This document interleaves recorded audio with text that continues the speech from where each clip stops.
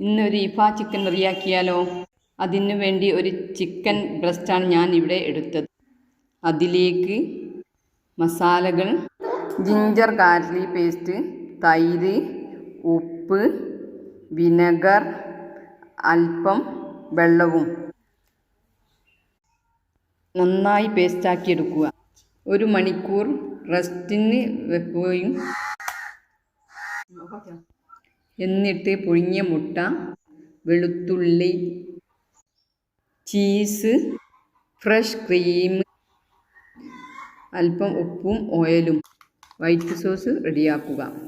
എന്നിട്ടൊരു പാൻ അടുപ്പിൽ വെച്ച് ബട്ടറും അല്പം വെളിച്ചെണ്ണയും ഒഴിക്കുക. റെസ്റ്റിന് വെച്ച ചിക്കൻ നന്നായി ഫ്രൈ ആക്കി എടുക്കുക. എന്നതിന് ശേഷം നമ്മൾ റെഡിയാക്കിയ വൈറ്റ് സോസ് ചിക്കൻ്റെ മേലേക്ക് ഇട്ട് കൊടുക്കുക. നമ്മുടെ ഇഫ ചിക്കൻ റെഡിയായി. പെട്ടെന്ന് റെഡിയാക്കാൻ പറ്റിയ ഒരു റെസിപ്പിയും കൂടിയാണ്. എല്ലാവരും ഒന്ന് ട്രൈ ചെയ്ത് നോക്കുക ഇഫ ചിക്കൻ. ഓക്കെ.